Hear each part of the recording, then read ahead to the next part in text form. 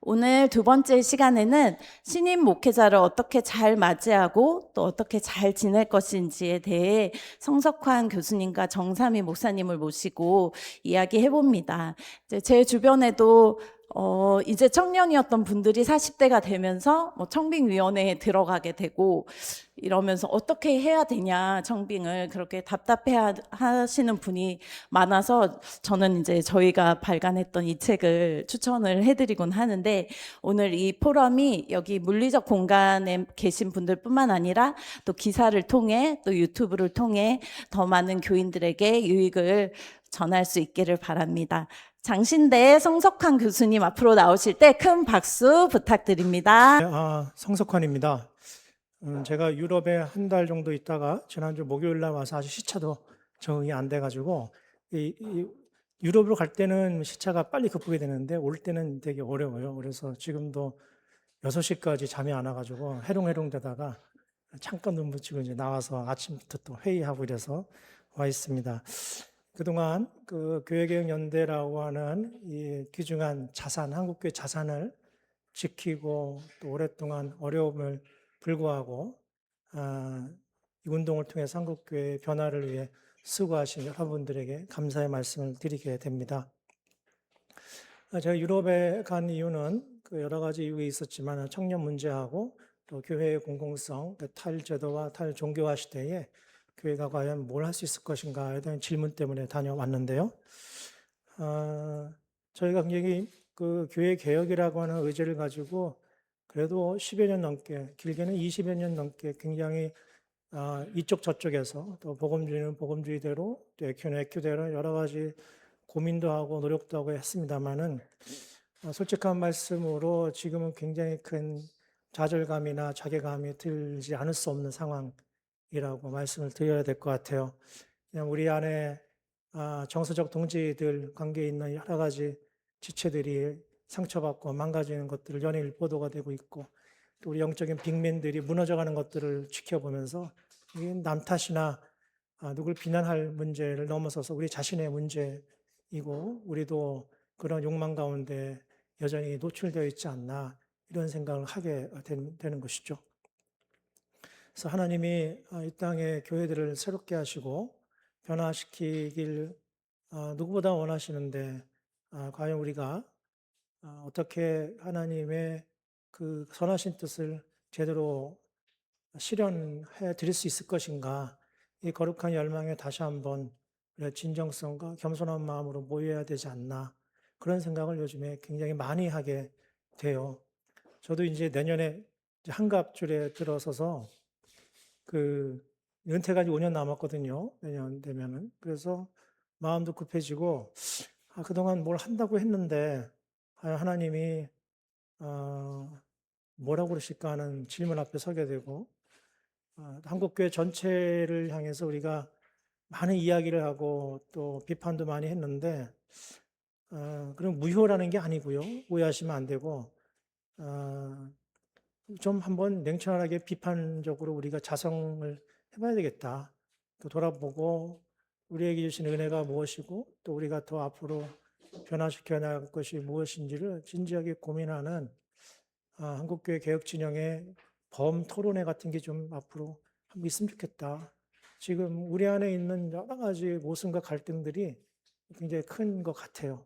그런 점에서 이 자리를 빌어서 그런 말씀 한번 드리고 싶었습니다. 한 달 전에 우리 이제 저에게 발제를 부탁해서 저 해외 가니까 어렵습니다 그랬는데 또 이렇게 기회를 마련해 주셔서 오늘 발제는 제가 오늘 이 자리에 서게 된 것은 제가 장로신학대학교 선생님들이 주축으로 모여 있는 공적신학과 교회연구소의 총무였던 시절에 이 청빙 문제를 집중적으로 2년 동안 다뤘고 그 논의된 바를 책으로 엮어냈습니다. 기독교 사회에서 목회자 청빙 A to Z라는 책으로 내놨고요. 아마 그 책 때문에 저를 오늘 이렇게 스피커로 불러주신 것 같습니다. 따라서 오늘 발제는 그 책의 내용들을 좀 소개하고요. 우리 교수들이 어떤 제안을 드렸던가 그 내용들을 좀 소개하면서 또 말미에 제 개인적인 의견들도 소개해 드리겠습니다.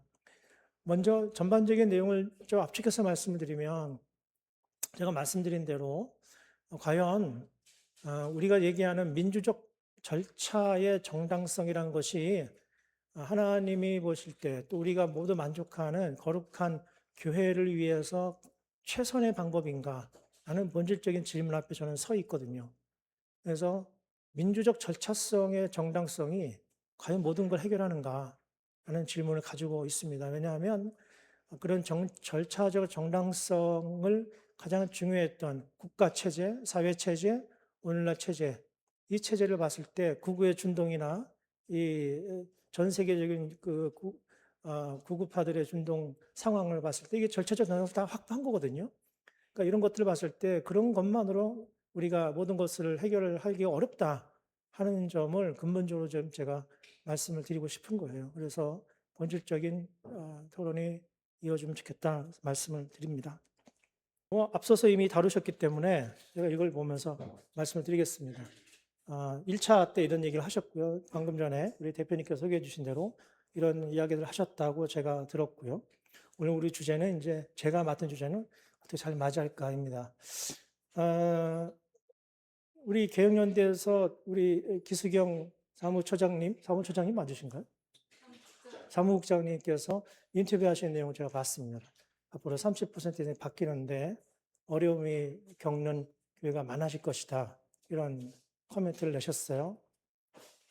지금 청빙의 공정성을 우리가 다루는 이유는 우리 장신대 교수들도 2017년 생생히 기억합니다. 그것도 종교개혁 주일날 명성교회가 교회 세습을 감행함으로 말미암아 한국교회뿐만 아니라 우리 교단과 우리 학교에도 큰 파장이 있었고 그걸 계기로 저희도 이런 책을 내기까지에 이르는 일련의 과정들을 겪게 되었습니다. 그리고 이제 또 서두에 말씀하신 것처럼 박영선 목사 사태는 직접적으로 우리한테 정말 충격이 아닐 수 없었던 그런 사건이었습니다.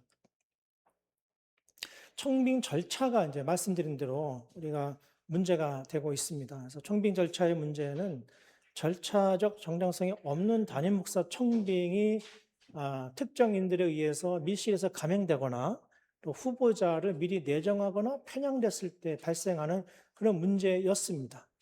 그리고 성도들의 의견을 묻는다고 형식적으로 사실 말을 하지만 실제적으로는 성도들의 의견을 묻는 것이 아니라 미리 정해진 주장들을 강요하는 그런 절차적 정당성에 불과했던 그런 일이 많았고 또 이미 정해졌다 하더라도 이것을 유력자 또는 뭐 원로 목사가 됐던 유력자들에 의해서 번복되거나 다시 시행되는 그런 일탈들이 많이 있었습니다. 위임 목사가 예전에는 위임 목사가 되면은 이제 책임을 가지고 자기가 철학을 가지고 목회를 해야 된다 이런 의미였는데 위임을 받았으니까요. 지금은 이제 위임 목사가 돼도 파리 목사입니다 이런 얘기가 많이 있습니다. 그래서 더 이상 위임 목사가 과연 헌법에 보장된 그런 스테이터스를 유지할 수 있느냐 하는 질문을 이제 많이 하게 되죠. 그래서 해임 시도 등 권력 충돌이나 정관 내 역할 규정이 구제되어 있기 때문에 얼마든지 그 교회 내의 권력 구조에 마음에 들지 않거나 뜻이 달라졌을 때는 축출해내거나 거세해낼 수 있는 그런 구조가 지금도 되어 있습니다.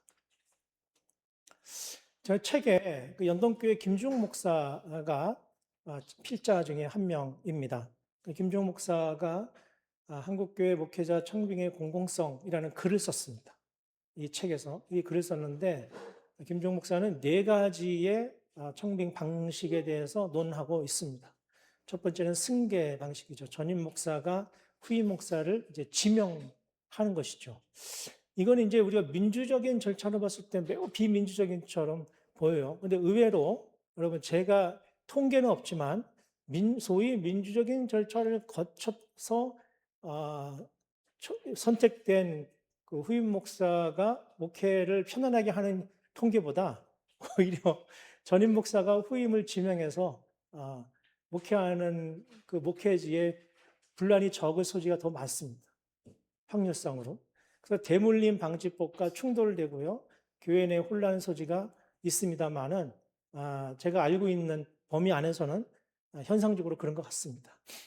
그리고 이제 공모 방식이 있죠. 대부분의 교회들이 지금은 이렇게 하고 있습니다.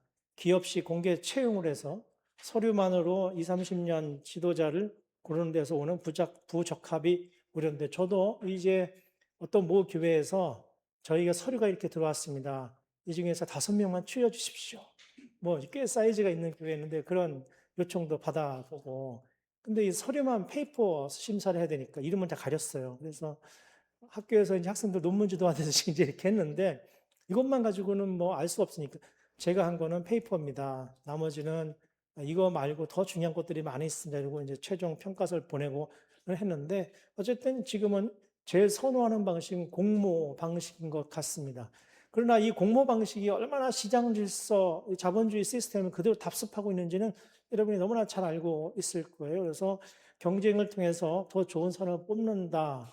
개방돼 있다, 투명하다. 그다음에 어떤 승계하고 지명하지 않는다는 민주적 절차성을 확보하고 있는 것처럼 보이지만 실제로 이 시스템이 과연 교회론적으로 옳으냐라는 신학적인 질문 앞에 서 있는 거예요. 그러니까 성도들이 이런 방식을 선호하겠죠.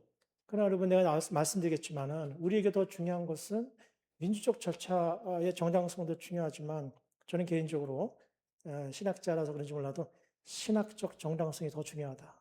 그렇게 생각을 하고 있습니다. 차차 또 말씀을 드리도록 하겠습니다. 추천 방식이 이제 다른데 유력 인사 지금 최근에 제가 나중에 사례를 들겠습니다만은 어떤 교회가 이제 최근에 유력한 그래도 나름대로 자기네가 교회가 그 좋은 교회다 또 프라이드가 있고 우리 교회 정도 되면은 뭐 아무나 오면 안 되지 이런 자의식을 가진 그런 교회들이 이제 많이 있는데 그런 교회들은 대체로 추천 방식을 선호합니다. 이 저명한 사람들에게 추천을 받아서 그래도 이런 사람들이 추천했어 이렇게 이제 하는 거죠. 그러나 그 인력 풀에 모이는 사람은 이렇게 하나 저렇게 하나 거의 마지막에 남는 사람 같아요. 네, 큰 교회 목사들 위주로 또 센 사람들 뭐 이렇게 되는 거죠. 그래서 유력 인사 구성원의 추천을 받는데요. 추천인에 대한 신뢰가 깨지면 즉시 문제화가 되고요. 또 제가 문제 삼는 것은 추천자의 사회적 인지도가 정당한 기준이 될 수 있는가 하는 것이죠. 그 추천자가 아무한테나 추천을 받을 거 아니지 않습니까? 그러면 그 추천자의 네트워크에 접근 가능한 사람만 기회가 보장되는 거잖아요. 이런 점에서 이것도 굉장히 비민주적인 그런 불합리성이 있을 수 있다. 예를 들면 제가 이제 미국에 유학 가는 친구들한테 레코멘데이션을 한단 말입니다. 그리고 한국 교수는 다 좋다고 하거든요. 그래서 미국 교수들이 안 믿어요, 한국 교수 거는. 근데 미국 교수들은 레코멘데이션이 정말 살벌하게 해주거든요. 얘는 잘못된 게 뭐고, 얘는 좋은 게 뭐다. 우리는 그런 얘기 안 씁니다. 못하죠. 그러니까, 이 추천제라는 게 한계가 바로 그런 거죠. 그 사람의 장단점을 파악할 수가 없는 거예요. 그냥 누가 추천했다는 그 레대로만 이제 가져가는 것이죠.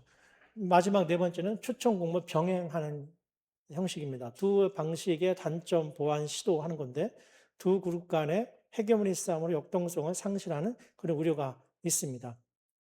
한 팀이 추천을 받고 또 B팀이 추천을 받아서 이 팀에서 이제 테이블에 올려놓고 서로 경론을 벌이게 되죠. 그러면 결국은 대부분의 경우는 어떻게 되겠습니까? 두 파로 나뉘어서 교회가 분열되는 그런 경우가 많이 있게 되는 것입니다. 그러니까 어떤 방식으로 해도 여러분 이 외에 다른 방식도 있을 수 있겠습니다만은 무슨 말씀을 드리고자 하면은 어떤 방식으로 해도 인간이 만들어낸 제도 시스템 안에 한계가 있다는 것을 우리 인정을 해야 된다는 거죠. 대부분의 교회들은 이걸 인정을 안 해요.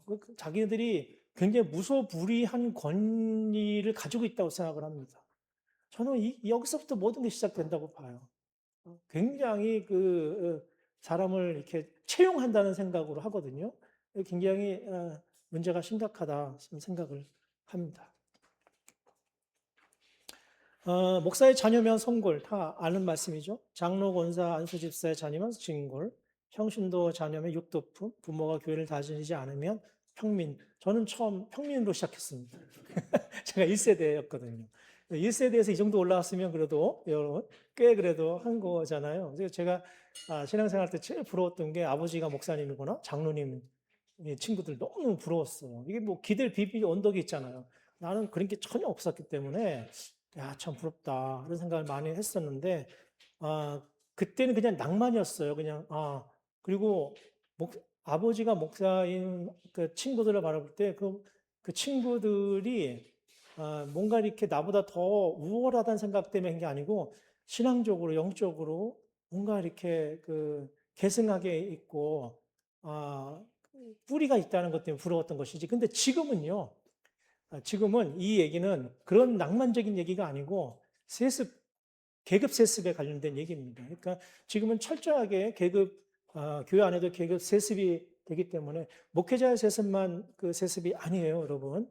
여러분, 중직자도 거의 다 세습됩니다. 중직자도 거의 세습되고, 중직자 자녀들이 거의 나중에 보면 외부에서 유입해 들어온 자녀들이 중직자가 되는 경우는 거의 드물어졌어요. 이제는 청년 때 팡팡 청년부 생활 안 하더라도 결국은 그 친구들이 교회에 중직자가 나중에 되는 경우가 태반입니다. 대부분 교회들이 그렇게 흘러갑니다. 그러니까 꼭 목회자 세습만이 아니고 크게 보면 한국 교회가 이질 집단이 이제 아니다. 완전히 동질 집단이 돼서 동종교배가 일어나고 있는 변화나 창조적인 변화를 익힐 수 없는 그런 집단으로 가고 있다. 이렇게 말씀을 드릴 수가 있겠습니다. 그러면 지금 현 우리 장신대 총장이신 박경수 총장이 이 책에서 청빙이란 무엇인가, 깔뱅이가 16세기 제네바 교회에 대해서 언급을 하고 계시는데요. 이번에 제가 제네바에 이제 다녀왔거든요. 제가 스위스에서 공부를 했기 때문에 이제 우리 팀하고 같이 갔다가 제가 공부할 때만 해도 깔뱅이 묘가 어디 있는지 몰랐어요. 근데 최근에 이제 깔뱅은 개혁자로서 자기 무덤을 남기지 말라는 유언을 남겼다. 이렇게 알고 계시잖아요. 그런데 시민공원에 이름 없는 아주 한켠에 그냥 여러 시민들과 함께 그냥 툭 묻어놨는데 누군가가 아쉬웠는지 여기다가 이 돌판, 이거는 이제 나중에 명판이고요. 여기다가 JC라고 써놨어요. 그래서 이게 장깔뱅이다. 이래가지고 지금 이게 명판을 이제 심어 놓은 거거든요.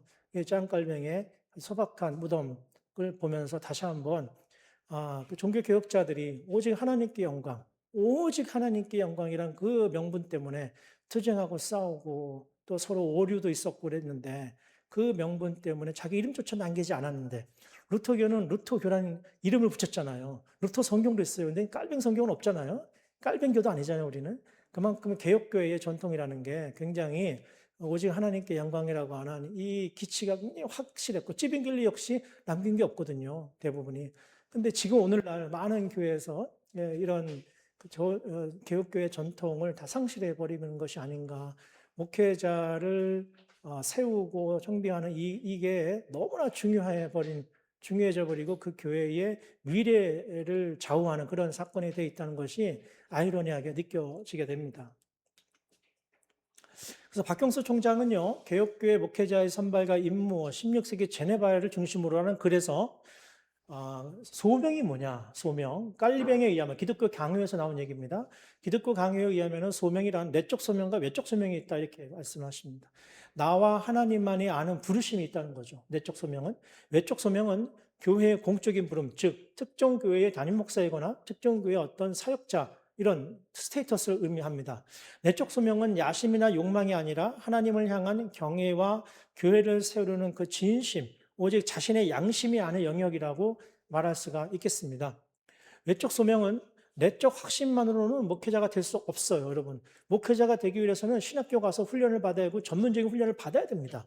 그래서 그 공적인 소명을 수행하기 위해서는 특정한 훈련을 받은 이 서티피케이트이 필요하고 또 교단이 인정을 해야 되고 등등의 컨디션들이 필요하게 되는 것이죠. 그래서 반드시 교회 공동체의 공적 절차를 통과해야만 된다.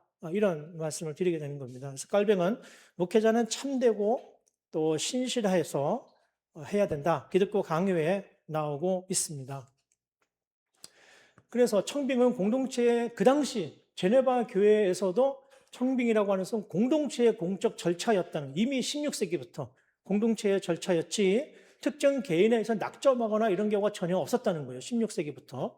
보면은 목사회, 지금 이제 이게 발전해서 당회가 된 것이죠. 당회가 되는데 컨시스토리라고 합니다. 당회의 전신입니다. 컨시스토리는 제네바 시의 치리와 교회 치리를 겸해서 수행을 했지 않았습니까? 이게 목사회가 지명을 하고요. 제네바 목사회가 후보를 살피고 지명을 합니다. 후보들을 정하고요. 회중이 설교를 청취합니다. 성도들이 후보의 설교를 듣고 이미 16세기에 그런 절차를 밟았다는 것입니다. 그리고 여러분 놀랍죠? 시의회가 최종 승인을 했어요. 왜? 그 자리는 사적 자리가 아니거든요. 공적인 자리거든요. 예. 저는 이거 보면서 정말 이거 놀라운 일인데 우리가 이런 공공성을 너무 상실하고 있구나. 개교회가 자기네 목사를 청빙하는 것을 얼마나 사적으로 하는지 모르겠어요. 자기네 교회 목회자라고 자기네가 월급 준다고 생각해서 그런지 모르겠으나 너무 사적인 방식으로 절차를 운영하는 경우가 너무 많습니다. 매우 공적입니다. 여기서 이 시의회는 이제 우리가 나중에 적용할 때 노회가 됩니다. 노회. 지금 이제 노회가 거의 부재되어 있거든요. 이 시스템에 우리 청빙 과정에 노회가 전혀 부재되어 있잖아요. 나중에 그냥 형식으로 컨펌할 뿐이지 그런 상황에 되어 있습니다. 청빙의 본래의 뜻은요, 채용이 아닙니다. 채용은 사람을 고르는 게 채용이에요. 회사에서 하는 일입니다.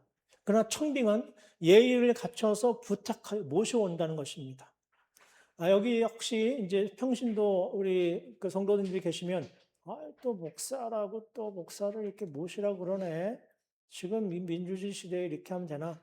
여러분, 하여튼 우리가요, 고민을 해봐야 돼요. 서로에 대한 예의와 품격 있는 이 대우, 이런 것들이 민주주의라고 하는, 지금 여러분, 이게 민주주의, 우리나라가 민주주의 때문에 이렇게 해서 이랬었는데 지금 국회 상황이나 정치 상황을 보십시오. 그러니까 그런 걸로 해결되는 공동체가 아닙니다, 교회라는 것은. 이게 신학적인 어젠다거든요. 근데 이걸 너무 인간이 만들어 놓은 시스템으로 격화시켜 놨어요. 저는 이거 굉장히 조심스럽게 다뤄야 된다고 생각을 합니다.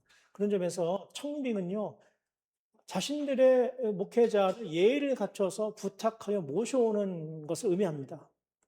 예, 이것은 굴욕적이 되라는 거나 무조건 따르라던가 이런 뜻이 아니잖아요.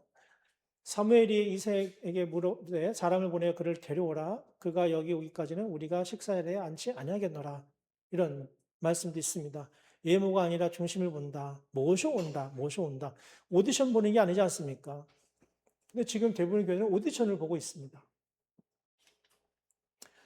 그러면 이 책에는 이상조 교수, 우리 학교의 교회사 교수인데요. 독일에서 공부하신 분인데 독일, 미국, 호주 교회들을 비교했습니다. 제가 이번에 쭈리히의 개혁교회 갔습니다. 쭈리히 개혁교회 가서 여기에 우리나라 최초의 장신대 출신 개혁교회 목사가 탄생을 했어요. 그래서 거기는 목회하는 한국인 목사가 현지 목회를 하는 교회예요. 그래서 종교 개혁지입니다. 여기도 그 장면을 지금 여러분께 보여드린 것입니다. 그래서 세계교회는 어떻게 청빙하는가를 한번 보겠습니다. 전문성은 노예의 몫이고 경쟁 설교는 없다. 이 두 가지를 다룰 텐데요. 먼저 이 한국교회 청빙 절차가 어떤 특징이 있느냐 하면은 외국 사례의 경우 독일, 호주, 다른 나라의 경우에 전문성 검증은 노회의 몫이지 개교의 몫이 아닙니다. 그 목회자가 얼마나 잘 준비되어 있는가, 그 목회자가 얼마나 이 목회지를 위해서 훈련을 받았는가를 평가하는 것은 노회의 몫이지 개교의 몫이 아니라는 점이 모두 동일한 특징을 갖고 있어요. 그래서 독일, 호주 노회는 상급기관, 노회, 임원이 신학적 성향과 전문성을 직접 검증합니다. 그 사람이 쓴 글, 논문 이런 거. 장로님들이 이걸 보신단 말이죠. 장로님들을 폄하하는 게 아닙니다. 전문적인 신학 훈련을 받은 사람들이 봐야 돼요. 하다못해 신학교사한테 의뢰를 하셔도 돼요. 보고 이것이 건강한 신학이 맞는가 점검받는 작업이 필요하다는 거고요. 미국에는 개체교회의 중심이어도 신학 검증 주도권 노회가 보유하고 있습니다. 신학적인 거죠. 기준 자체가 신학적인 거예요. 한국은 어떻게 했습니까? 노회 기능 약화로 청빙이가 설교 영상 면접만으로 자체 평가를 합니다. 신학적으로 접근하지 않는다는 게 가장 약점이에요, 여러분. 이 사건은 여러분, 우리 주님이 육신을 입고 이 땅에 오신 사건이 신학적 사건이듯이 이게 영이 물질로 변한 어떤 물질사적, 역사적 사건만이 아니잖아요. 이거는 영적인 사건인가 동시에 신학적 사건인데 목회자를 청빙하는 절차는 신학적 사건을 다루지 않는다는데 저는 굉장히 큰 문제가 있다고 봐요. 무슨 민주적 절차지 정당성만 지키면 모든 게 합리화되는 것처럼 우리 안에도 그런 이상한 합의가 있어요. 저는 거기에 대해서 한번 짚어보자 이런 말씀을 드리는 겁니다.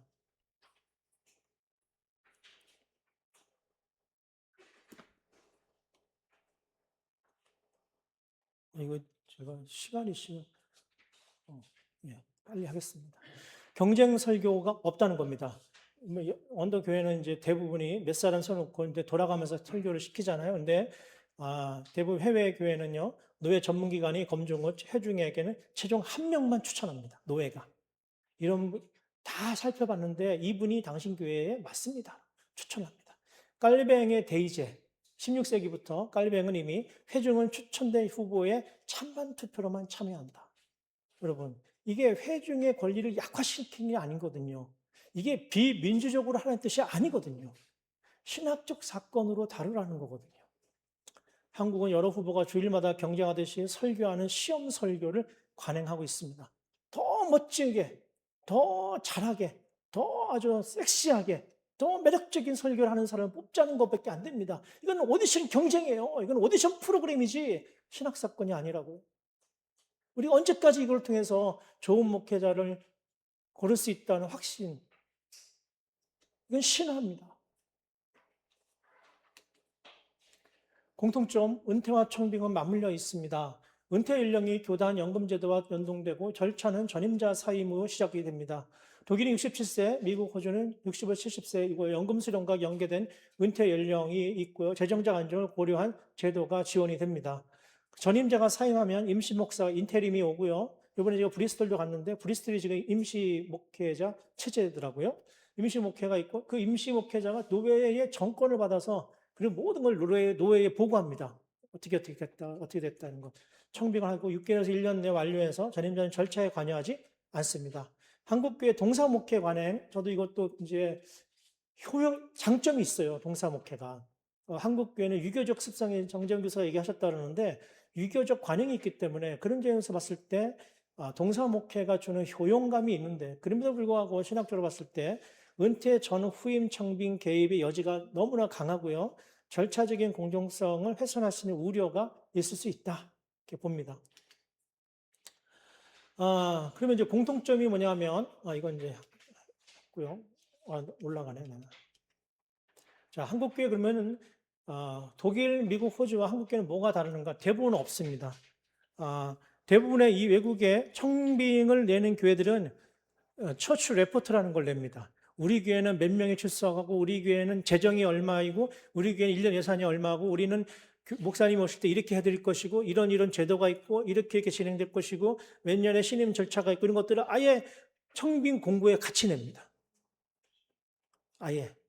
그거를 내지 않으면 아예 청빙을 못해요. 우리는 그거 안 내잖아요. 기도 열심히 하는 사람, 부흥에 은사가 있는 사람 이런 거나 내지 그 교회가 자기네들은 뭘 준비했냐 입니다. 교회는 도대체 이 청빙을 위해서 뭘 준비했느냐를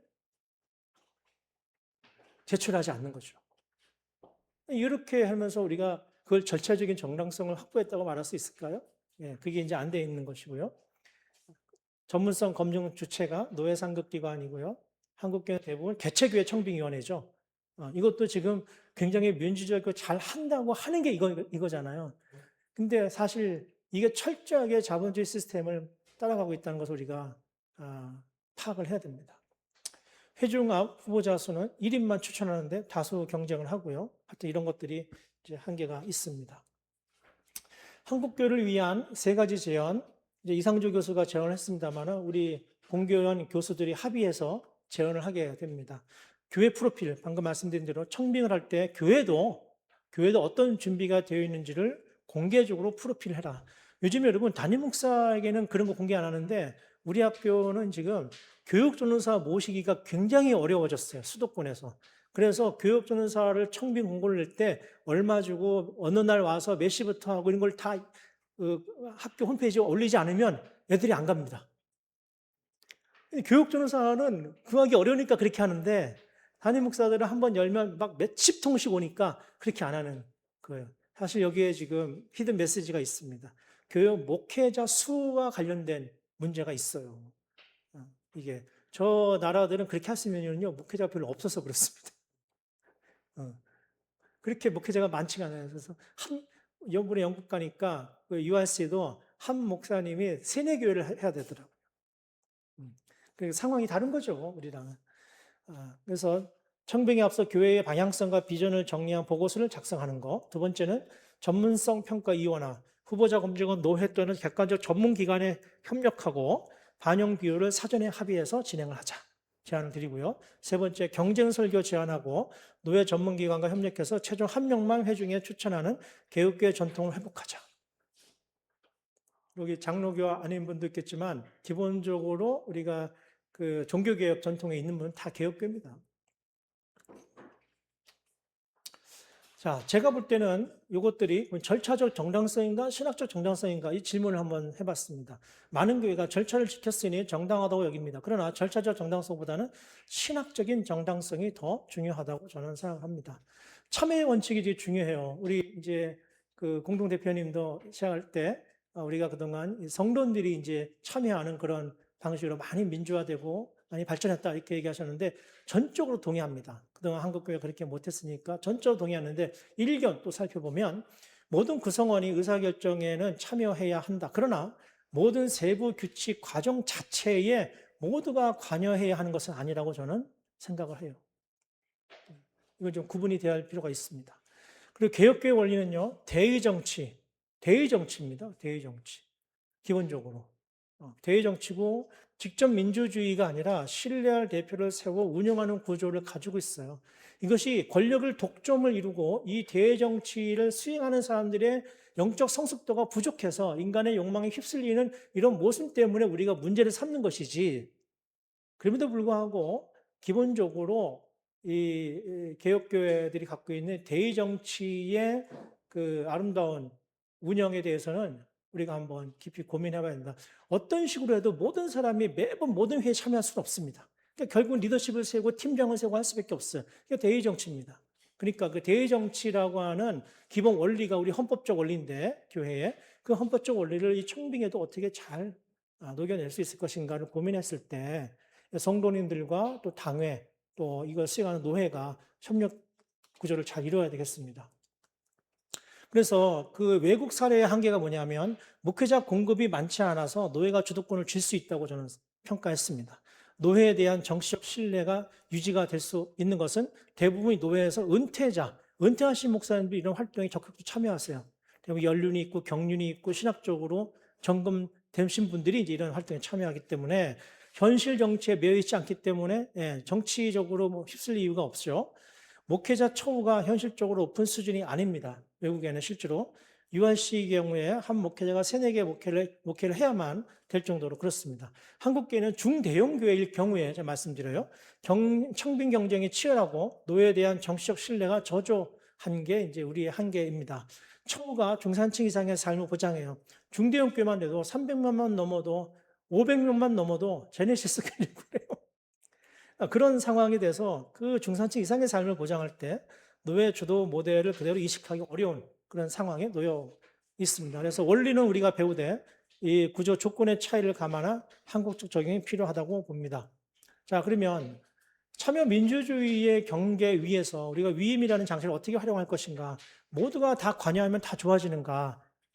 평신도를 포함한 모든 구성원이 모든 절차에 참여하는 참여 민주주의적 방식에 대한 선호가 최근 높아지고 있습니다. 국가적으로나 사회적으로 다 그래요. 이것들을 중재하고 조정하고 또 참여 민주주의를 효율적이고 또 훌륭하게 잘 이행하고 이끌어갈 수 있는 훈련이 과연 되어 있는가라는 질문을 물론 그런 혼란 속에서 훈련이 되는 거겠죠. 현실적으로. 그러나 이 우리가 무슨 회사도 아니고 시민단체도 아니고 교회라고 하는 이 신학적 사건 앞에서 과연 아직도 이런 것들이 좀 더 구비가 되는 상황이라고 한다면은 조금 더 다르게 바라볼 수 있지 않은가 생각을 해봐요. 그래서 민주적으로 운영하는 것이 거룩한 공동체를 만드는 것이 아니라 거룩한 공동체라면은 당연히 민주적으로 운영돼야만 되는 것이죠. 이 주객이 전도되면 안 된다. 저는 그렇게 생각을 합니다. 청빙의 끝은요, 투표가 아니죠. 그래서 절차 자체보다 청빙된 목회자와 교회가 함께 새 비전으로 미래를 그려가는 과정이 더 중요한 겁니다. 그래서 곧바로 위임하지 않고 일정 기간 담임 목사로 심호한 뒤 위임 목사로 전환하는 단계를 헌법적으로 두는 것이죠. 어떤 교회는 모시고 오자마자 그냥 위임 목사를 드리는 경우도 있어요. 그거는 소신을 갖고 책임을 갖고 하세요라는 좋은 취지입니다. 근데 그랬을 때 또 발생하는 여러 가지 어려움들이 있기 때문에 헌법에서 정한 바대로 규칙을 잘 따르면 더 좋을 수 있다. 이런 말씀을 또 드려봅니다. 한국교회를 위해서 선발이 아니라 청합이라는 것을 제가 다시 한번 말씀드리고 본래의 청빙을 같이 하는 것이고 더 나은 후보를 고르는 절차가 아니라 우리에게 필요한 목회자가 누구인가를 공동체가 함께 묻는 과정이 되어야 하겠습니다. 그래서 청빙을 망치는 게 뭐냐? 첫 번째, 위원회 차원의 짬짬이 지명하는 거죠. 공동체적 토의 없이 밀실에서 결정하는 것입니다. 두 번째, 학력 해외파. 요즘에 웬만한 큰 교회들은 전부 다 해외에서 데려오더군요. 아니, 뭐 해외에서 들어오면 더 잘합니까? 도대체 무슨 기준이 그렇습니까? 그러니까 이제 도대체 그 논리가 뭔지 모르겠어요. 이게 완전히 옛날 무슨 사대주의도 아니고 말이죠. 해외에서, 미국에서 목회하는 사람을 데려오면은 더 훈련 잘 돼 있습니까? 그게 무슨 논리인지 저는 잘 모르겠습니다. 그 자신들의 공동체에 그 정도는 돼야 된다고 생각하는 그런 아주 세속적이고 인간 욕망에 맞춘 그런 행위가 아닌가 생각을 제가 해보게 돼요. 신학적 적합성보다는 스펙을 앞세는 관행. 박사학위 있는 사람을 먼저 한 100통 들으면 무조건 박사학위 가진 사람 남겨두고 나머지 다 그냥 쓰레기통 버리는 이런 일들이 비일비재하게 일어나는데 아니 학위가 목회를 보장합니까? 그렇지 않잖아요. 비대칭적 기대, 목회자에게만 최고 수준을 요구하면서 교회는 그에 합당한 준비를 전혀 하지 않는다. 이제 막상 온다면 그때 이제 사실 목사님 우리가 이렇게 못 해드립니다. 어떻게 하실래요? 이런 경우가 많아요. 이게 얼마나 이게 비인간적인 처사입니까? 거기서 이제 나 이렇게 못해요 그러면 그 사람은 아주 그 목사답지 않은 사람 매도되는 거잖아요. 그죠? 사전에 다 알고 와야 된다. 청빙위원회는 어떻게 구성하는가? 대표성이고 공정성의 출발입니다. 미국 장로교회 헌법에 보면 교회 회원들의 풍부한 다양성이 반영되어야 하고 참여와 포괄성이 보장되어야 된다. 이렇게 규정이 되어 있습니다. 실제 적용 사례를 보면은 예를 들면 청빙공천위원회가 20, 30대, 40, 50대, 60대 당회 장로 이런 식으로 이제 다양한 방식으로 구성하는 경우가 이제 많아지고 있습니다. 적절하게 그 대표성을 확보하는 것이라고 볼 수가 있겠죠. 자, 3분의 2, 이걸 저는 이제 강조하고 싶습니다. 예장 통합, 제가 속해 있는 여간 통합교회 경우는 헌법 정치 제28조에 보면 위임 목사 청빙은 당회 결의 플러스 공동의회 출석 회원 3분의 2로 되어 있다. 되어 있습니다. 66.7%인데 대부분 교회는 60%를 적용하고 있습니다. 이 숫자는 다수결 승리라는 것이 아니라 공동체 전체 수용을 요구하는 그런 수치예요. 공동체가 만약에 60%가 들어오면 나머지 찬성하지 않은 사람들도 받아들이는 걸로 결정한다는 그런 장치인 것이지 다수결 승리를 말하는 게 아니란 말이죠. 이게 무슨 여의도 국회에서 하는 그런 민주 정치를 하는 게 아니란 말이에요, 여러분, 이게. 그리고 절반에 가까운 반대자를 남긴 채 새 리더십을 시작하는 위험을 막기 위함인 것이죠. 이런 게 있었고요. 여러분, 이 두 교회는 최근에 이제 청빙 절차를 하나 최근에 강남의 교회는 진행을 했는데 일단 담임 목사 청빙이기 때문에 재직회에서 청빙을 했어요. 그래서 형식상 만장일치로 공표를 했습니다만은 의견 차이는 있었습니다. 그리고 이제 두 번째 케이스는 2년 전에 청빙을 했습니다만은 위임 목사 청빙 절차 두 번 투표를 했는데 두 번 다 60%에 도달하지 못했어요. 그래서 결국은 사임을 한 그런 케이스입니다. 이런 것들이 그 헌법에 정한 규칙대로 하는 그 절차적인 정당성이라고 말할 수 있거든요. 이런 헌법에서 규정된 방식으로 그렇게 하는 이유는 아까 말씀드린 대로 누구를 날려버리거나 누구를 평가하거나 이런 게 아니고 그 공동체가 이 문제를 함께 받아들인다, 수용한다. 이런 것을 위해서 하는 행위거든요. 그래서 목회자나 교회는요, 이런 투표 행위가 신학적이고 신앙적인 행위가 될 수 있도록 잘 관리해야 됩니다. 누군가를 뽑고 안 뽑고의 문제가 아니라는 것이죠, 이거는. 자, 그래서 원로와 신임 이제 그 사족을 제가 좀 붙여보겠습니다. 한국교회 목회자 교체 분란의 대다수는요, 신임 측과 원로 측의 세력 대결, 긴장에서 발생이 되는데, 원로 목사님이 교회를 떠나야 한다는 데는 원칙적으로 저는 반대합니다. 평생을 목회하신 분이 왜 교회를 떠나야 되겠습니까? 저는 개인적으로 그건 원칙적으로 반대해요, 개인적으로. 모든 것이 다 좋을 수 있다는 전제하에 원로 목사님이 매주일 참석하셔서 그저 이제는 설교를 듣는 입장에서 예배에 참석하시고 또 때때로 덕담도 하시고 좋은 전통도 이끌어 가시고 예배자의 자리에 앉아 있는 그 모습이 이게 정말 오직 하나님께 영광을 부르짖었던 개혁교회의 전통이 아닌가. 근데 그게 지금 그때까지 너무 권력 장치로 작동됐기 때문에 우리가 그걸 이제 우리 다음 목사님이 얘기하시겠지만은 문제를 삼고 있긴 하십니다만은 기본적으로 이게 가능했으면 좋겠다, 개인적으로. 완전한 결별이 아니라 지나친 개입을 막는 제도적이고 목회적 장치가 필요하겠다. 전형 연로 목사 제도는 개입의 한계를 명문화하지 않았어요. 이것도 규칙화해야 됩니다. 그래서 마음만 먹으면 당회에 얼마든지 관여할 수 있는 것이 문제가 되는 것이죠. 다 자기가 세운 장로들이니까요. 그죠? 그래서 사실 분당권, 지금 분당에 있는 대형 교회들에서 반복적으로 원로 목사로 또 현 신임 목사가 사이에 발생하는 여러 갈등들 우리가 여러 기사를 통해서 보지 않았습니까?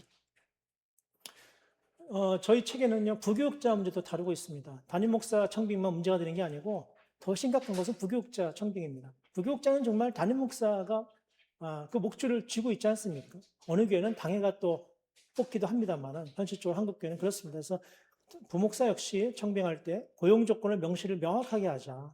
어떻게 해주는지를 명확하게 하자. 아무것도 모르고 오게 하지 말자 이제는. 그거는 우리가 꼭 개런티를 했으면 좋겠습니다. 그리고 교육전도사나 신대원 재학생들에게는 주말 외 학업 시간을 보장했으면 좋겠다. 저는 그래서 주말 외에 자꾸 부르는 교회 가지 말라고 가르칩니다. 너희들은 지금 사역자도 아니고 교육자도 아니고 너희들은 지금 인턴 학습생이야. 너희들의 본부는 학생이기 때문에 그냥 전도사로 불러줄 뿐이야. 너희들의 본부는 공부하는 거고 이 3년 동안 정말 잘 훈련을 받아야 되는데 자꾸 교회 나와서 봉사하라고 부르는 교회는 회피해. 저는 그렇게 가르치고 있습니다. 역할 차이, 계급의 차이 아니라는 건 우리 다 아시는 거고요. 제도적 제한은 아까 말씀드린 다시 반복이 됩니다. 그래서 교회 프로필 작성, 전문성 검증, 경쟁 설교 지향, 종족수의 취지 회복, 원로 목사 개입 범위의 명문화 이 5가지 제도적인 제한을 드리고요. 과정에 대한 신뢰 이런 것들을 우리가 아무리 그 인간의 제도를 만들어도 이 완벽한 것은 없다는 것 다시 한번 말씀을 드리고 절차적인 공정성을 앞세워서 세속 정치처럼 그렇게 사람을 뽑는 방식으로 진행돼서는 안 된다는 걸 다시 한번 강조를 드리고요. 저 개인적으로 목회적 제안을 좀 드리고 싶습니다. 노회에게는 모든 안수받은 이의 소속은 노회입니다. 개교회가 아닙니다. 그래서 노회가 공의로운 절차와 개교회에 대한 공정한 치리 절차를 확보해서 개교회가 신뢰할 수 있는 권위를 회복하여 신학적 기준과 과정을 제공하고 관리할 책임을 노회가 반드시 져야 됩니다. 노회가 없으니까 지금 이런 전형이 일어나는 거예요. 이게 월급쟁이 CEO 뽑는 것처럼 뽑지 않습니까? 그리고 두 번째, 당회에게는요, 우리 교회에 적합한 목회자성에 대한 충분한 토의가 있었는가 점검을 했으면 좋겠어요. 설교 잘하는 사람 뽑는 게 이게 무슨 목회자 뽑는 겁니까? 그건 그 사람의 영성과 상관없이 그 사람의 깊은 어떤 신학적 속견과 상관없이 설교는 잘할 수 있어요. 그럼 연설가를 뽑는 겁니까, 우리가? 아니잖아요. 그죠? 그래서 목회자상에 대한 충분한 토의가 있었는지 점검하고요. 최종 선정 단계에서 외부 전문가의 의견을 청취하는 과정이 반드시 필요하니 숙고가 필요합니다.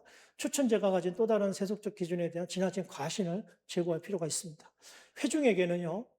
민주적 절차 자체가 공정하고 신학적인 정당성 민주 절차 자체가 공정하고 신학적 정당성을 확보하는 제일 기준이 될 수는 없습니다. 신학적인 기준 설정에 대한 성찰을 충분히 이해하는 훈련이 필요하고 위임과 대외 정치에 관련된 신학적 원리에 대한 이해와 신뢰가 성도들에게도 충분히 해야 될 필요가 있습니다. 이거는 목회자를 청빙하기 전에 전 교인이 배워야 됩니다. 노예에서 가르쳐야 되는지 하여튼 신학교 교수를 불러서 배우든지 배우는 절차가 필요해요.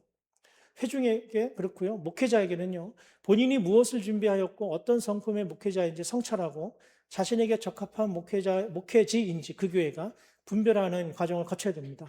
세속적인 목적이나 개인적인 욕망에 흔들리지 않도록 소명의식과는 별개로 그 공적인 소명의식, 명확한 신학적 직업윤리, 공적인 소명의식이죠. 깔뱅이에 의하면 직업윤리를 소유해야 한다라는 제언을 드립니다. 뭐 이건 이제 말무리 사족인데요.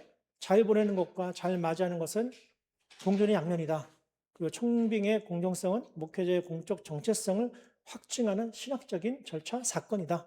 완벽한 제도보다 중요한 것은 과정을 함께 만들고 승복하는 공동체의 성숙이다. 이렇게 말씀을 드리고 싶습니다. 고맙습니다.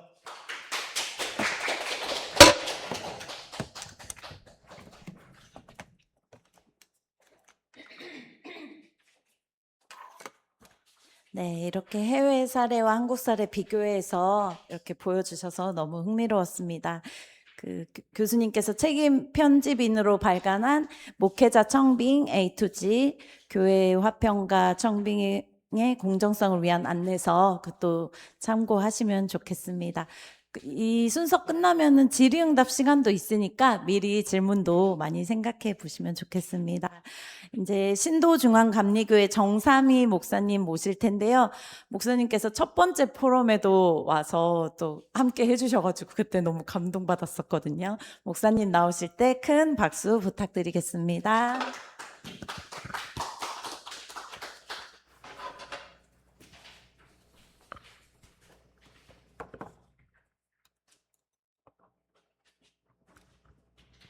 네, 반갑습니다. 신도중앙교회 담임하고 있는 정삼희 목사라고 합니다. 지난달 모임에도 왔던 이유는 한 가지입니다. 저는 이런 자리에 아주 익숙하지 않은 사람이어서 도대체 어떤 모임이고 어떻게 발제를 해야 될지 몰라서 그래서 참여를 했던 겁니다. 제가 담임하고 있는 신도중앙교회는 1971년에 설립이 되었습니다. 서울시 은평구하고 고양시 덕양구의 접경지대에서 50년 넘게 지금 교회를 지켜왔고요. 저의 전임 목사님께서 6대 담임 목사셨습니다. 그리고 25년 동안 담임 목회 하시다가 2019년 4월에 은퇴를 하셨어요. 근데 이제 2010년에 은평 뉴타운이 조성될 당시에 교회가 구파발역에서 비교적 가까운 소위 역세권에 종교부지를 분양을 받아서 예배당을 건축하고 입당을 합니다.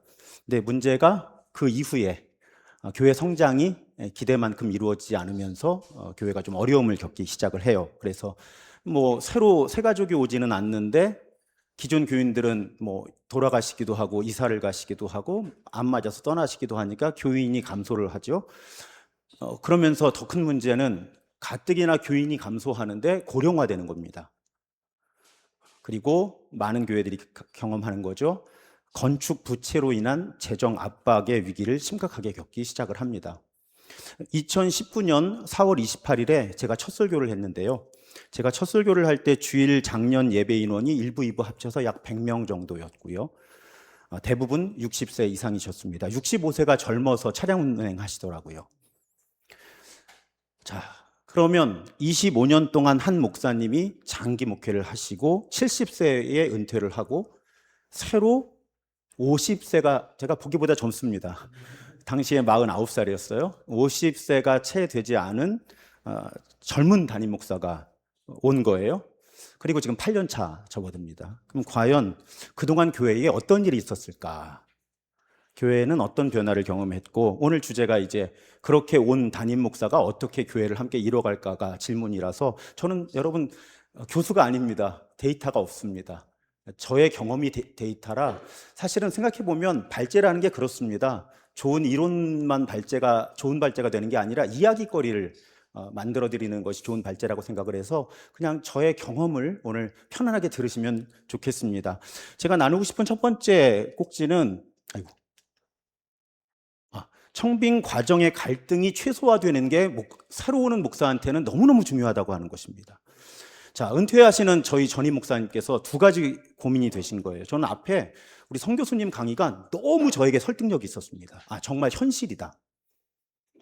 그래서 은퇴하시는 목사님이 두 가지 질문인데, 하나는 과연 교인들이 적절한 후임 목사를 찾을 수 있을까? 고를 수 있는 능력이 있을까? 우리 교인들이. 두 번째 질문이 더 중요해요. 그 과정에서 교회가 분열되지 않을까?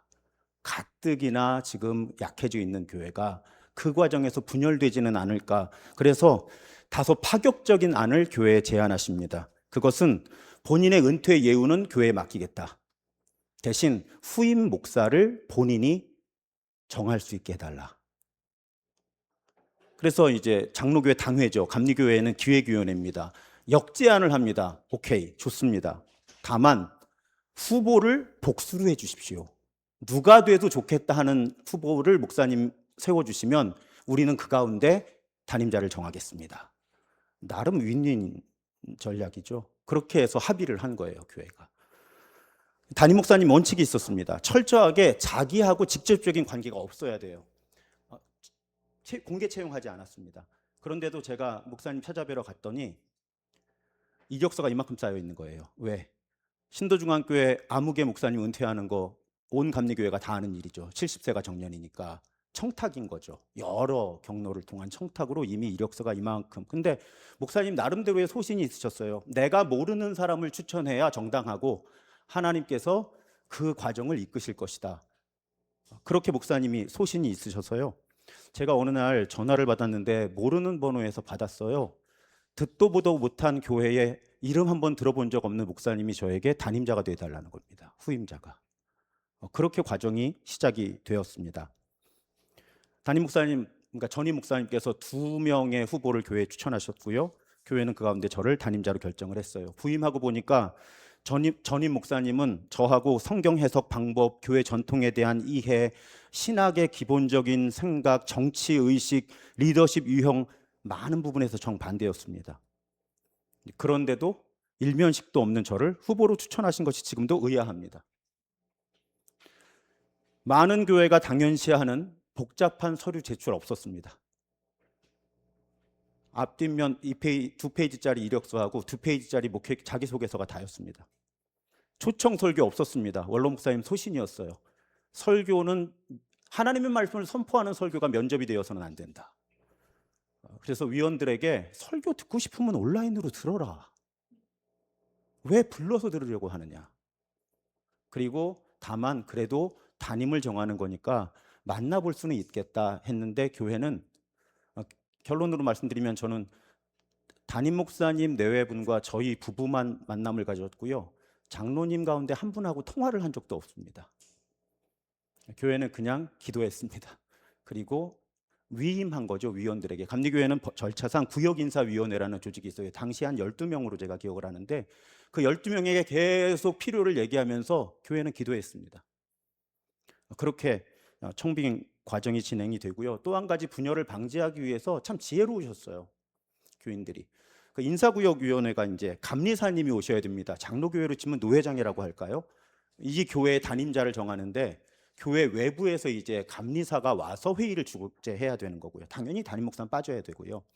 근데 그 감리사님이 도착하기 전에 그 구역 인사위원들이 약속을 합니다. 우리끼리 사전 투표를 하자. 그래서 두 명이니까 후보가 2표 이상이 벌어지면 누군지는 모르지만 무기명이니까 그냥 작은 표수가 양보를 하고 정식 투표할 때 우리 만장일치로 가자. 그게 덕이 되지 않겠느냐.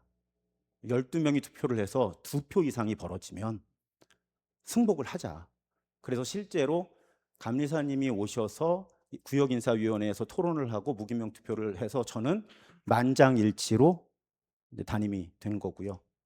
그렇게 담임이 된 거죠.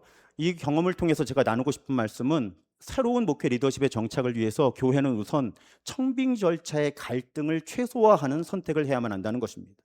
여러분, 사실 민주주의의 훈련이 잘 되어 있지 않은 공동체, 교회들 대부분 그렇잖아요.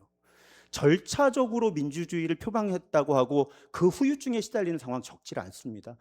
아까 교수님도 걱정하셨지만 저는 실제 상황을 알고 있어요. 서류 심사, 위원들에 의한 인터뷰, 주일 설교, 전교인 투표까지 아주 완벽한 절차였습니다. 다만 전교인 투표의 결과가 51% 대 49%였던 거예요. 그 다음 과정은 상상에 맡기겠습니다. 근데 저희 교회 민주적이지 않았습니다. 교단 법을 철저히 지킨 거죠. 그게 오히려 원로 목사님은 안전한 방법이라고 선택을 하신 거예요. 교단 법을 철저하게 지키는 것이 민주적인 절차를 확보하는 것보다 더 안전한 우선순위라고 그런 판단을 하셨고, 위원들도 동의를 했던 거죠. 그래서 그냥 저는 그렇습니다. 왔더니 그래요. 목사님, 우리가 기도해서 좋은 목사님이 오셨습니다. 그러니까 정말 청빙을 하신 거죠. 청빙을 하신 겁니다. 채용을 한 게 아니고요. 그리고 이 과정을 아는 제 주변 모든 분들이 그 교회의 담임 목사 청빙은 하나님께서 이끄셨습니다라는 이야기를 처음부터 들으면서 목회를 힘있게 만장일치로 됐으니까요. 힘있게 시작할 수 있었습니다. 두 번째 꼭지는 전임자의 영향력, 그리고 제가 괄호를 쳤습니다. 적어도 일시적으로는 최소화되어야 한다. 이거 앞에 성숙한 교수님 발제하고 충돌하지 않습니다. 저도 원로 목사님이 떠나야 된다고 주장하는 것이 아니에요. 지금 영향력이 최소화되어야 한다고 주장을 하는 거죠. 저도 은퇴할 건데요. 막막합니다. 어느 교회 가서 예배드릴지. 하지만 이 부분은 영향력이 최소화되는 건 적어도 일시적으로, 왜 이런 경험을 했는지 이제 말씀을 드릴게요. 은퇴하신 목사님께서는 원로 목사로 추대가 되셨지만 제가 첫 주일 설교를 한 날 이후 지금까지 교회에 출석하지 않고 계십니다. 본래는 약속하셨어요. 1년을 나갔다 오겠습니다. 1년이면 목사님이 담임 목사로서 자리매김하실 겁니다. 그 다음에 돌아와서 일부 예배, 목사님의 눈이 잘 닿지 않는 곳에서 우리 부부가 조용히 예배를 드리고 가고, 다만 어쨌든 원로 목사로서 지위가 있고 교회에 어떻게 보면 사례를 받으니까 원로 목사로서의 연금이라고 저희 교회에서는 부릅니다. 그러니까 혹시 교회가 부탁하는 일이 있으면 제가 하겠습니다. 근데 좀 여러 가지 환경의 변화가 있어서 지금 8년째 오시질 않고 계세요. 은퇴하시는 목사님은 후임 목사인 제가 새롭게 교회를 이뤄가기를 원하셨습니다. 교회가 워낙 어려웠거든요. 그래서 제가 또 제 아내가 교인들에 대한 어떤 선입견도 갖지 않도록 교인들에 대한 정보를 일절 주지 않으셨습니다. 한 번은 사모님이 이렇게 아무개 권사는 하고 이야기 시작하시는데 목사님 딱 끊으시더라고요. 우리와의 관계지 새로 오시는 목사님과의 관계는 아닐 거다. 그런 선입견을 괜히 목사님하고 사모님께 줄 필요가 없다. 교적부도 안 남기셨습니다. 저는 교적부를 새로 작성하는 일부터 시작을 했고요. 원로 목사님께서는 교인들과의 연락도 과도한 수준으로 차단하셨습니다. 상처받는 교인이 있을 정도였어요. 본인이 아마 그 부분에서 굉장히 중요한 원칙이라고 생각하셨던 것 같습니다. 사실은 교회가 굉장히 어려운 상황이었고 그 상황 속에서 본인이 어떻게 처신하느냐가 이 교회의 생존 여부와 관계가 있다고 그렇게 여기신 것이 아닌가, 저는 그렇게 생각을 합니다. 이러한 방식이 정답이라고는 말씀드릴 수 없습니다. 하지만 전임 목사, 아까 제가 말씀드렸잖아요. 전임 목사님하고 전혀 결이 다른 후임 목사가 교회에 왔다. 그리고 그 사람이 잘 정착하는 게 문제가 아니라 교회를 새롭게 이뤄가야 한다. 그러면 전임 목사님께서 아마 지금처럼 배려하시지 않았다면 저희 교회는 참 어려웠을 겁니다. 저는 여기 교회의 방향성이 중요하다고 생각을 해요. 교회가 전통을 일관되게 이어가기 원한다면 원로 목사와 신임 목사가 동역하는 것 가능하고요. 실제로 저와 친한 목사님 가운데는 원로 목사님이 함께 계시면서 한 달에 한 주씩 설교해 주시고 장례나 이런 거 함께 해 주시는 게 너무 좋다는 거예요. 한 달에 한 주 주일을 쉬는 게 담임 목사한테는 큰 거죠. 그래서 교육부서들도 돌아다니고 교인들도 챙길 수 있고, 또 장례가 나도 보통 주간 장례하게 되면 목회자들이 계속 집례하면서 말씀을 전해야 되는데 원로 목사님 함께 해주시고, 또 원로 목사님과 더 오랜 인연이 있던 사람들은 그게 더 사실은 은혜 받고 위로받는 장례가 되기도 하고요. 이건 교회 선택인 거죠. 근데 이제 저희 교회 같은 경우는 새로운 교회가 시작되길 원한 거죠. 교회가 아주 어려운 상황이었기 때문에. 그래서 단절을 선택하신 겁니다. 저는 이 부분도 아예 청빙을 시작하기 전부터 교회가 고민해야 되는 부분이라고 그렇게 생각을 하는 거예요. 저처럼 오는 신임 목사는 자기 의견을 쉽게 피력할 수 없죠. 그래서 이 부분은 전임 목사와 교회가 신임 목사 부임 전, 아니면 아까 말씀드린 대로 아예 청빙 절차를 시작하기 전에 어느 정도 정리된 방향성을 추구하시는 게 좋고요. 이 측면에서 하나 더 말씀드리자면, 새로 부임한 담임자를 제일 힘겹게 하는 요소 가운데 하나가 이런 겁니다. 실화예요. 어느 목사님이 교회 부임하셨는데 부임한 첫 주에 A 장로님 그룹과 B 장로님 그룹이 찾아와서 각기 다른 교회 발전 방향을 담은 책자를 줍니다. 이러면 새로운 담임 목사 입장에서는요, 세모난 네모를 그려달라는 거예요. 그렇잖아요. 이건 세모난 네모를 그려달라는 겁니다. 그런데 실제로 제 동료 목사들 가운데는 세모난 네모를 그려달라는 요구를 받으면서 교회에서 담임 목사로서 임기를 시작하는 목사들이 적지 않다는 거죠. 이 부분을 교회가 후임 목사, 신임 목사가 오기 전에 정리를 해야 돼요. 그 전에 싸우든지, 싸워서 한쪽이 지든 이기든, 안 그러면 새로운 목사는 시작부터 길을 잃습니다. 세모난 네모를 어떻게 만들겠어요? 하나님도 못하세요, 그건. 그 부분이 새로 목사가 올 때 교회가 해야 될 매우 중요한 부분이라고 저는 저의 경험과 제 주변 목회자들의 경험을 통해 말씀드립니다. 그 다음 제가 제일 강조하고 싶은 부분인데요. 목회자의 은사와 소명을 존중해 달라는 것입니다. 목회자의 신학 중요하거든요. 성경 해석 방법 중요하거든요. 또 교회를 어떤 방향으로 목회하려고 하는가 중요하거든요. 이거 청빙 전에 정하셔야 되고요.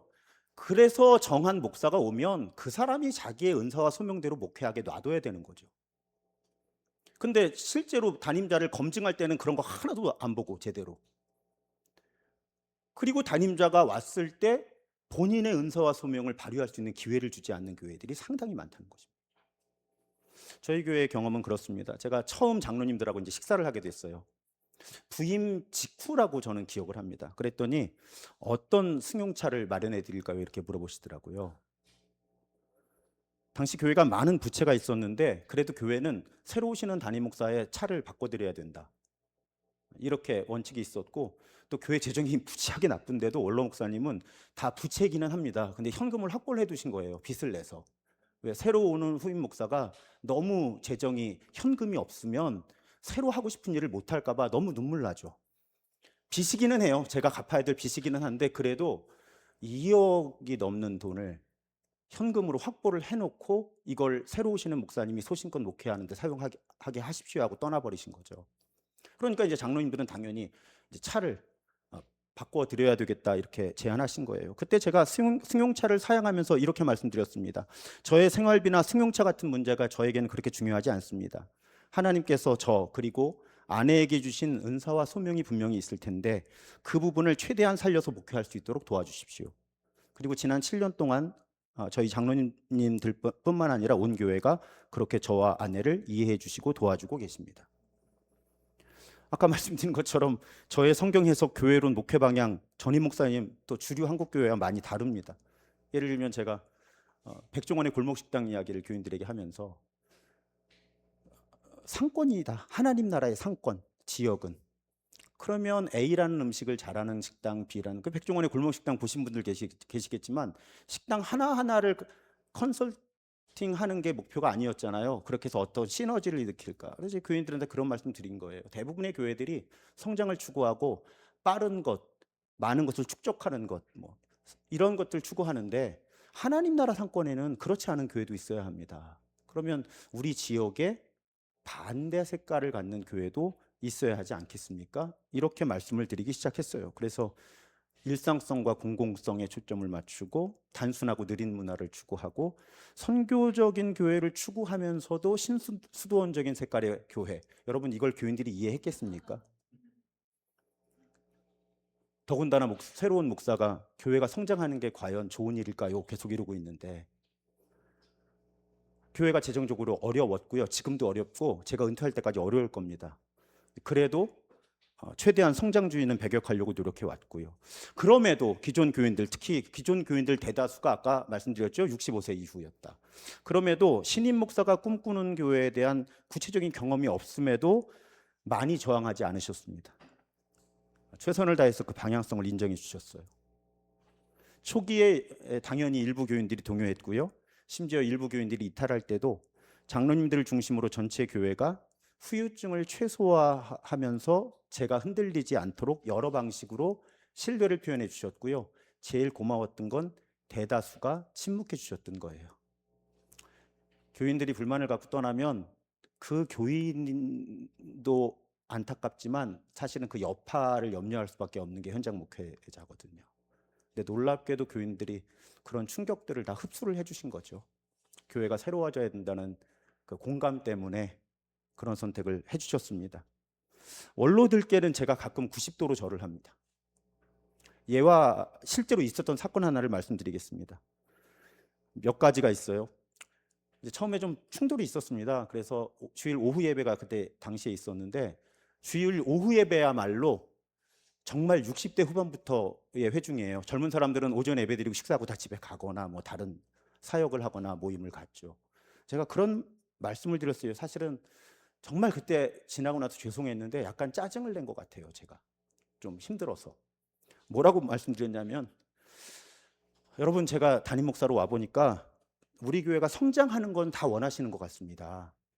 근데 제가 노력을 할 텐데 한번 질문을 좀 드려볼게요. 우리 교회가 선택할 수 있다면 50대, 60대, 70대가 들어와서 교회가 성장하는 걸 원하십니까? 아니면 30대, 40대, 50대가 들어와서 교회가 성장하는 걸 원하십니까? 제가 왜냐하면 처음에 와서 부임 신방을 대신방을 이렇게 하잖아요. 그 어른들의 첫 번째 기도 제목이 뭐였겠습니까? 우리 자녀들이 교회 나오는 거였거든요. 첫 번째, 그건 지금도 마찬가지예요. 그래서 제가 그 질문을 한 거예요. 그러면서 지금 예배 시간이라 설교 시간이라 대답하시기 힘드시겠지만 제가 그동안 신방 다니면서 여러분들 얘기를 들어보니까 우리 아들, 딸, 사위, 며느리, 나아가서 손자, 손녀들이 같이 예배하고 싶다는 게 첫 번째 기도 제목이신 분들이 많을 텐데 제가 노력하겠습니다. 다만 한 가지를 꼭 말씀드리고 싶습니다. 만약에 우리 교회에 지금부터 30대, 40대가 50대가 들어온다면 지금 이 자리에 계신 분들이 불편함을 감당할 수밖에 없습니다. 여러분들이 불편함을 감당해 주지 않으시면 30대, 40대, 50대가 교회에 들어올 수가 없습니다. 저도 노력을 많이 할 테니까 여러분들도 좀 불편함을 감당해 주십시오. 이렇게 부탁을 드렸고요. 정말 잘 감당해 주셨습니다. 이것도 제 동료 목회자들이 겪는 세모난 네모입니다. 원로들이 그러는 거죠. 새로운 목사한테. 목사님, 우리 교회 성장해야 합니다. 부흥해야 합니다. 괄호 열고. 근데 우리를 절대로 불편하게 하셔서는 안 됩니다. 우리가 드리던 예배 스타일 그대로 가셔야 되고요. 우리 교회가 해오던 사역 그대로 하셔야 되고요. 우리는 건드리지 마십시오. 그런데 우리 교회에 젊은 다음 세대가 들어와서 우리 교회가 부흥해야 됩니다. 이건 새로운 목사에게는 세모난 네모 그려달라는 거하고 똑같은 얘기가 될 수 있다는 거죠. 기억에 남는 일 하나를 더 말씀드리겠습니다. 이것도 실화입니다, 당연히. 저희 교회 왕따 프로젝트라는 제자 훈련 성경 공부가 있어요. 어떤 분들이 오해하시더라고요. 왕따를 케어하는 걸로. 그게 아니고요. 샘물골 플러스에서 나온 왕이신 예수 따르기 프로젝트라는 책이 있어요. 왕이신 예수 따르기. 줄이면 왕따인데 저희 교회 모토 가운데 하나가 물살을 거슬러 오르는 연어들처럼 문화를 거스르는 복음의 사람들이 되자 뭐 이런 거 있잖아요. 일상에서 예수 따라 살자. 이게 우리 교회 표어라서 이게 왕이신 예수 따르기인데 줄여서 왕따 잘 맞는다. 우리 세상에서 왕따 돼도 예수 따라 살자 뭐 이렇게 해서 그 반에 오신 당시에 40대 여자 집사님 한 분이 저한테 그런 얘기 하시는 거예요. 방금 여자 화장실에 계셨대요. 안에. 그러니까 밖에서 어르신 권사님, 여자 권사님 두 분이 대화를 나누시더래요. 한 분이 그러시더래요. 권사님, 내가 지난주에도 담임 목사님 설교 인터넷으로 3번 넘게 들었잖아. 권사님이 그렇게 하래서. 그때 다른 권사님, 조금 더 연배가 있는 것처럼 느껴지는 다른 권사님이 그렇게 대답하셨대요. 그래, 우리가 그렇게 해야지.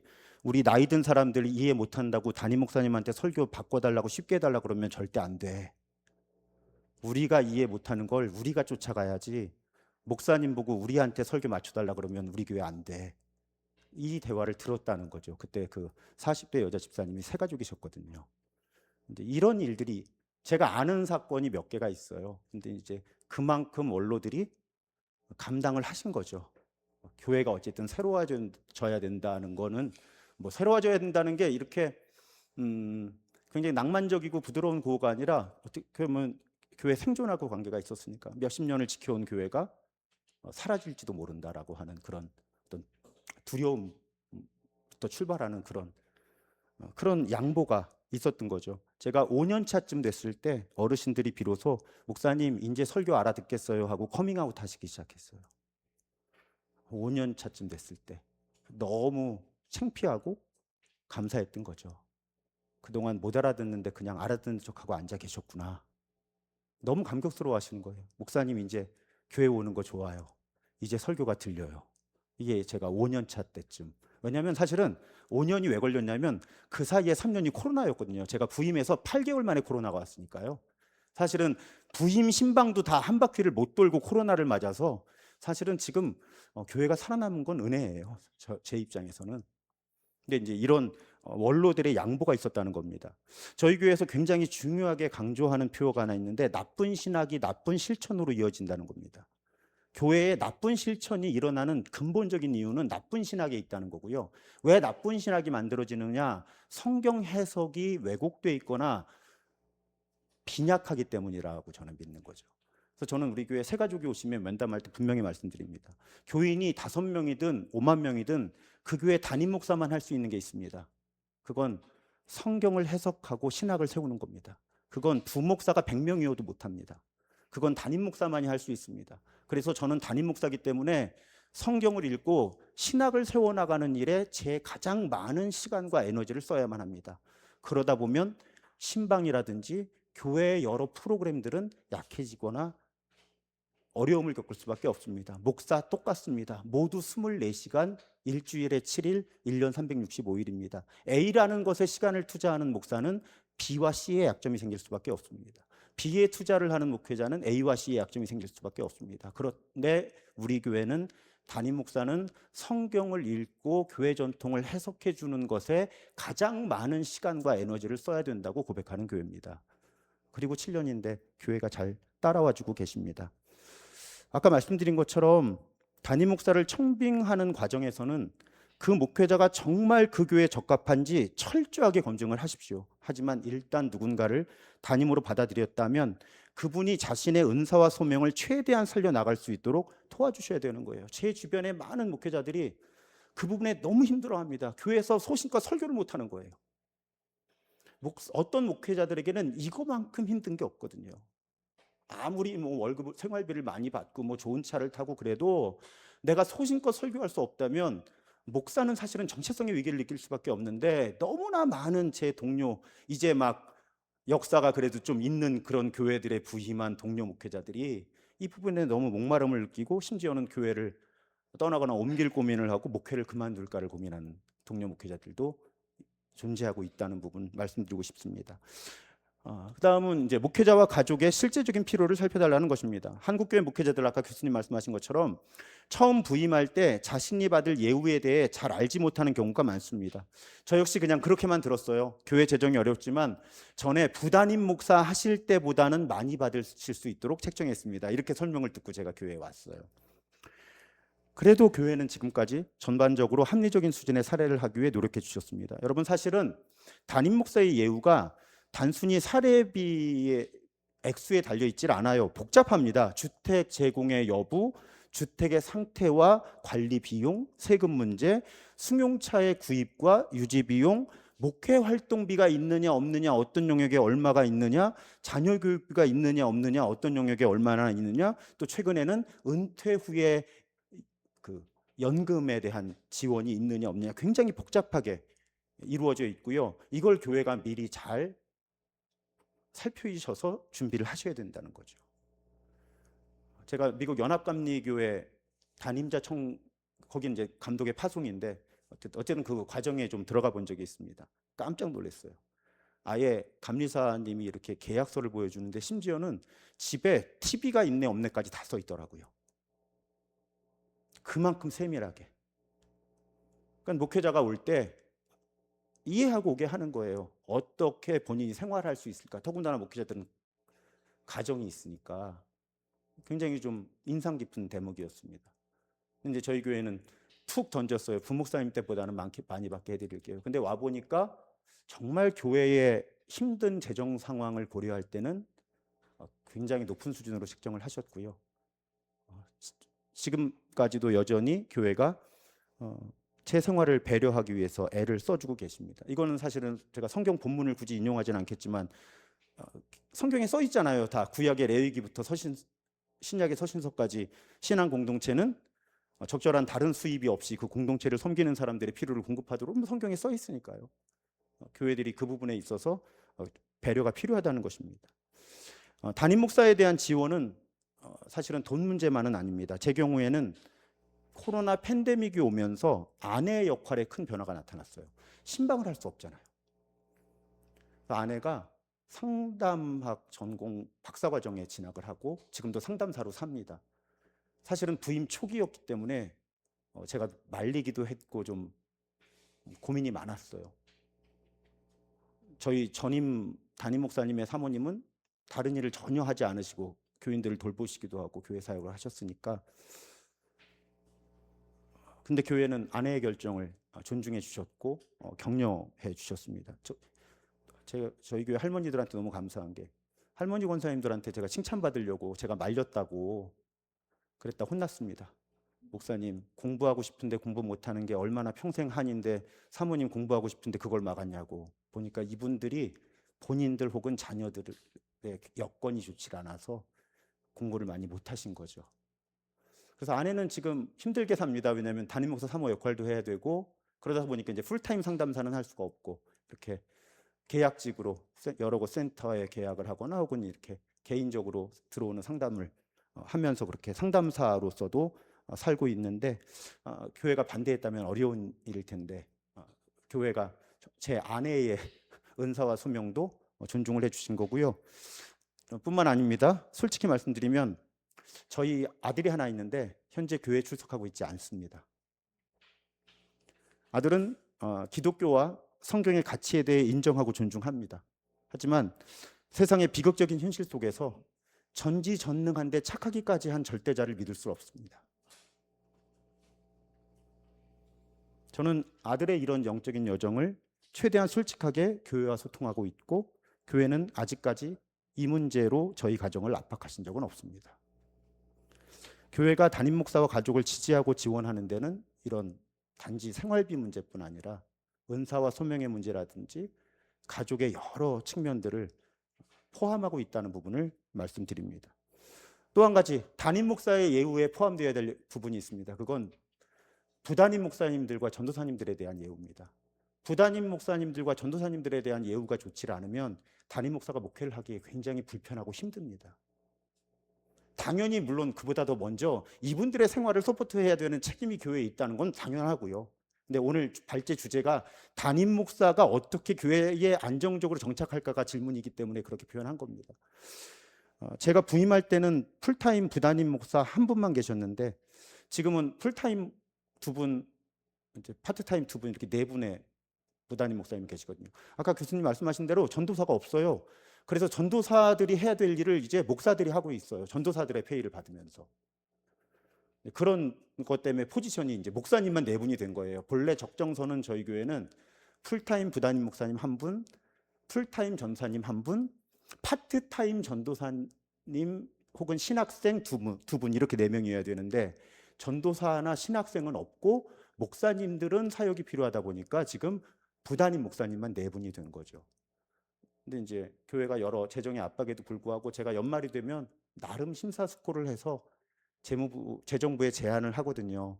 제 거에 대해서는 그냥 솔직히 말씀드리면 7년째 번봉을 동결해놓은 상태예요. 왜냐하면 교회 인건비가 계속 늘어나니까 재정은 어려운데 그러면 제가 희생하는 방법밖에 없거든요. 그러니까 제 생활비는 기본 생활비, 다른 영역에서 조금씩 올라오긴 했습니다만 어쨌든 상징적으로 기본 생활비는 8년째 지금 동결해 놓고 부교역자들의 수와 생활 여건들을 조금씩이라도 매년 이제 좀 더 나은 방향으로 만들어 드리려고 연말이 되면 막 복잡하게 혼자 계산을 해서 교회 전체 재정을 제가 다 꿰뚫고 있으니까요. 무리 안 되는 선에서 재정부에 제안하고 이제 기획위원회 하고 임원회 열고 하는데 교인총회도 열고 구역회라고 불러요. 근데 지금까지 큰 무리 없이 교역자들이 조금씩이라도 이렇게 교회에서 받는 사례를 늘려나갈 수 있도록 교회가 계속 배려를 해주고 계십니다. 저도 그렇고요.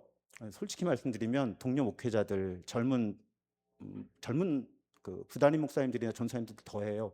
제일 무서운 게 뭐냐면요, 여러분, 피해의식이에요. 목사잖아요. 소명의식, 사명의식으로 해요. 그래도 사람이에요. 가족이 있어요. 그러면 어느 순간 피해의식이라고 하는 것이 엄습할 때가 있는데요. 이걸 감당해낼 수 있는 목사들이 많지 않아요, 사실은. 제가 우리 교역자들한테도 가끔 부탁을 해요. 피해의식이 과도해지기 전에 불만이 있거나 힘들면 나한테 개인적으로 얘기하거나 카톡을 보내라. 이게 너희들이 감당할 수준을, 이 피해의식이 너희들이 감당할 수준을 넘어서면 그 다음에는 다 파괴적인 결과만 있다. 너희들의 목회 여정에도 그렇고 교회 공동체성도 그렇고 그러니까 제발 다 해결해 줄 수는 없을 거야 내가. 근데 피해 의식이 일정 수준 이상으로 올라오는 것 같으면 그냥 빨리 나한테 얘기를 해. 내가 야단 안 칠게. 근데 이게요, 부교역자는 담임 목사한테 얘기할 수 있는데 담임자는 아무한테도 얘기를 못 하거든요. 그래서 그거는 교회가, 특히 교회의 뭐 장로님들이나 좀 임원 리더들이 살펴야 되는 거죠. 우리 담임 목사가 혹시 우리가 모르는 어떤 종류의 재정적 필요나, 제 후배 목사님도 너무 힘들어하는 분들이 계세요. 제가 들어봤거든요. 둘이 있을 때 사례비가 얼마인지. 그 교회 규모나 그 지역의 전반적인 소득 수준을 생각할 때 정말 상식적이지 않은, 거의 최저임금에 가까운. 근데 그 교회 재정이 결코 적지 않거든요. 근데 그렇게 되면 목사가 어려운 거예요. 교회가 어려운데 그래서 내가 어려움을 함께 간다, 이런 거는 피해의식이 생기질 않잖아요. 근데 교회의 재정이 넉넉한데 교역자들에 대한 이런 거, 특히 이제 담임자에 대한 것들에 대해서 과도하게 이렇게 억제를 하면 이제 그게 그분의 은사와 이 소명을 발휘하는 걸 어렵게 하는 굉장히 강한 억제 장치가 되기 때문에 그 부분을 교회가 살펴주시면 그 목회자와 교회가 훨씬 더 하나가 쉽게 될 수 있지 않을까, 그런 부탁을 드려봅니다. 결론입니다. 맺은 말인데, 제가 최근에 이제 후배 목사님들이 담임자가 되면 왜 이런 거 있잖아요. 그 취임하는 예식에서 축사, 뭐 격려사, 무슨 사자 들어가는 거. 그러니까 저도 이제 그런 부탁을 몇 번 받았습니다. 어느 교회 갔는데 저에게 주어진 주제가 새로 목사를 맞이하는 교회에 대한 부탁의 말. 이제 그게 제 과제였어요. 제가 그런 부탁을 드렸습니다. 여러분, 담임 목사인데 새 가족이에요. 막들 웃으세요. 그런 생각을 한 번도 안 해본 거예요. 그냥 담임 목사님이 온다고 생각한 거지 새 가족이 온다는 생각을 한 번도 해본 적이 없는 거예요. 제가 그런 부탁을 드렸어요. 제가 담임자가 돼 보니까 처음에 새 가족이더라. 그 교회에 대해 아는 게 없더라. 모든 게 낯설더라. 근데 다 나한테 물어보고 다 나한테 결정하라고 하더라. 미치겠더라. 여러분, 새 가족 한 명이 오면 어떻게 하냐? 담당자가 정해지거나, 그래도 담당자가 아니더라도 그 사람이 한테 우리 교회가 어떤 교회인지를 최선을 다해서 설명하려고 애를 쓰고, 그리고 이 사람이 뭐가 어려운가를 잘 살피려고 하고 어떻게든지 이 교회에 잘 정착시켜서 교인 만들려고 다 애쓰시지 않냐고. 근데 왜 담임 목사한테는 그걸 안 하냐고. 아까 프로필 말씀하시는데 속이 다 뿔 뚫리더라고요. 아니, 저도 모르고 갔거든요. 교회의 숫자를 전혀, 그리고 좀 그랬어요. 빚이 많아 보이긴 했어요. 근데 딱 그런 거 있죠. 이거 혹시 방송에 나가는 건 아니죠?